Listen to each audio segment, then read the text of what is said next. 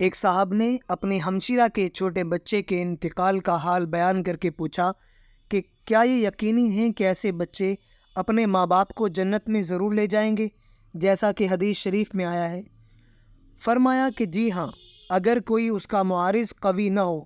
جیسے گل بنفشہ کا پینا جبھی مفید ہے کہ اس کے معارض کوئی چیز نہ کھائی جائے۔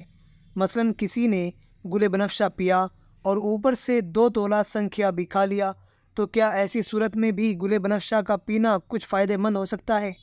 قرآن و حدیث میں جو مختلف اعمال اور احوال کی خاصیتیں مذکور ہیں، اس کا مطلب یہ ہے کہ ان میں فی نفسی یہ خاصیت ہے۔ باقی اگر کوئی معارض قوی ہو تو ظاہر ہے کہ اس معارض کا اثر غالب ہو جائے گا۔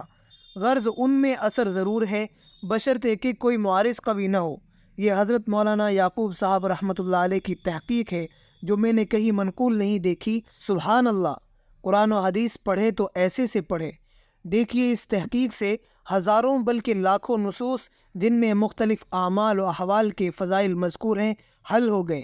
مثلاً بروئے حدیث مساکین اغنیا سے 500 برس پہلے جنت میں جائیں گے، تو اس پر یہ اشکال ہوتا ہے کہ کیا حضرت سلیمان علیہ السلام جو نبوت کے ساتھ ایک زبردست بادشاہ تھے، وہ بھی ایک مزدور کے بعد جنت میں جائیں گے؟ مولانا کی تحقیق کے بعد کوئی اشکال نہیں رہتا، چونکہ یہاں ایک معارض قوی دوسری جانب موجود ہے، یعنی نبوت، اس لیے یہ اثر مرتب نہ ہوگا۔